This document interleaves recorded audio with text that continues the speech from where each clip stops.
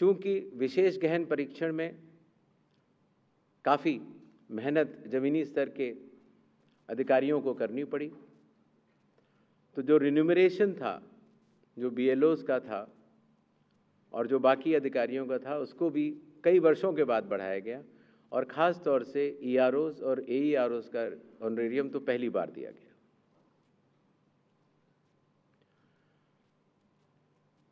जिन मतदाताओं के नाम सूची में नए जुड़े हैं या जिन मतदाताओं की एंट्रीज में कोई चेंज है, जैसे पता बदल गया, तो ऐसे मतदाताओं को नए वोटर कार्ड दिए जाने हैं। चूँकि पहले कई दिनों तक या कई बार महीने लग जाते थे वोटर कार्ड मिलने में, इसीलिए चुनाव आयोग ने सभी एजेंसियों के साथ मिलकर ये SOP बनाया कि किस तरीके से 15 दिन के भीतर मतदाताओं के हाथ में इलेक्टर फोटो आइडेंटिटी कार्ड, जिसको सामान्यतः वोटर कार्ड कहा जाता है, वो उनके हाथ में आए। इसी तरीके से जो हमारे बूथ लेवल ऑफिसर्स हैं,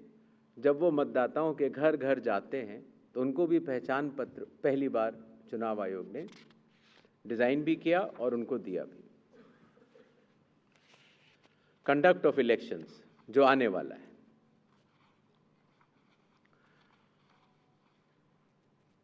देश की प्रगति को ध्यान में रखते हुए और ख़ास तौर से बिहार की प्रगति को ध्यान में रखते हुए लगभग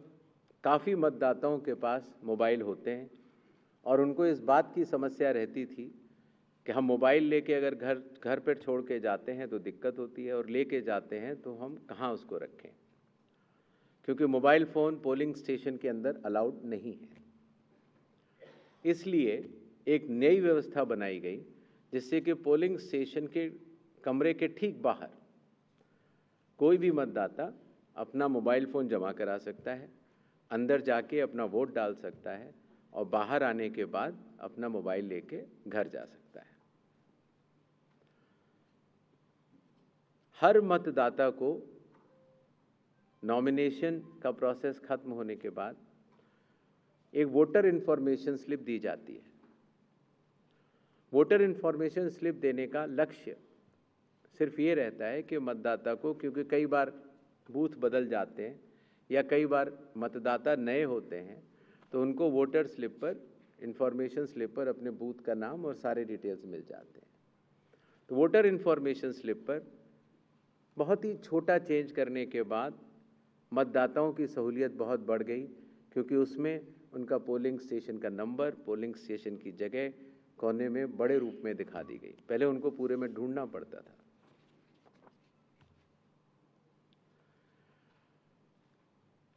चुनाव आयोग की लगभग विगत कई वर्षों से एक एक करके ऐप्स बनती चली गई और लगभग 40 ऐप्स आज की तारीख में चुनाव आयोग के पास है। तो इन सबको एक जगह समन्वित करते हुए, क्योंकि हर मतदाता या हर स्टेक होल्डर हर 40 ऐप को डाउनलोड नहीं कर सकता, तो ECI नेट जैसी मदर ऑफ ऑल ऐप्स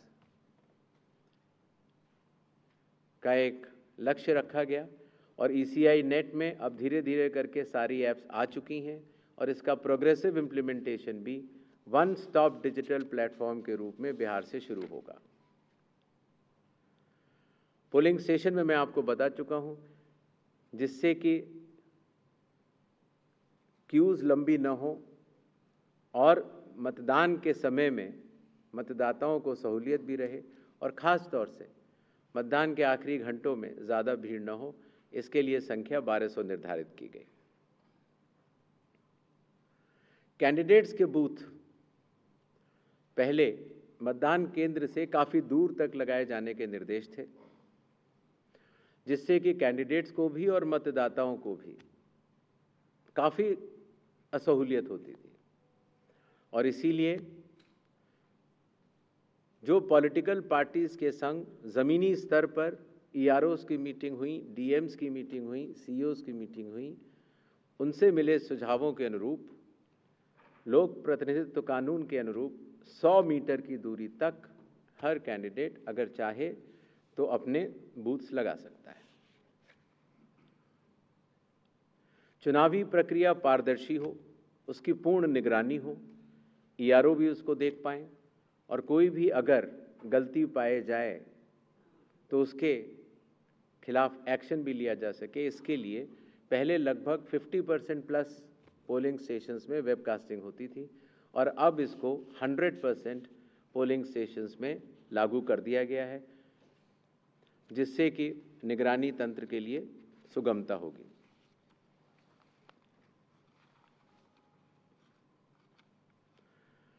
कई बार प्रत्याशियों ने ये शिकायत की थी कि जो हमारी फ़ोटो होती है वो चूँकि ब्लैक एंड वाइट में आती है और जमा तो कलर्ड करते हैं तो वो पहचान में नहीं आती और काफ़ी हतोत्साहित उनको होना पड़ता है जब वो ईवीएम में उनकी फ़ोटो अच्छी नहीं आती है। तो छोटा सा कदम,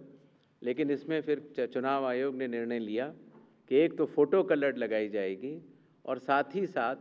जो सीरियल नंबर होता है उसका फ़ॉन्ट भी बड़ा किया जाएगा, जिससे कि प्रत्याशियों की पहचान भी आसानी से हो जाए और मतदाताओं को सुविधा भी हो। काउंटिंग, कई बार जब मॉक पोल होता है तो मॉक पोल के समय मॉक पोल का डेटा डिलीट करना प्रिसाइडिंग ऑफिसर्स भूल जाते हैं और इसीलिए जब काउंटिंग होती है तो फॉर्म 17C और काउंटिंग यूनिट का मिलान नहीं हो पाता।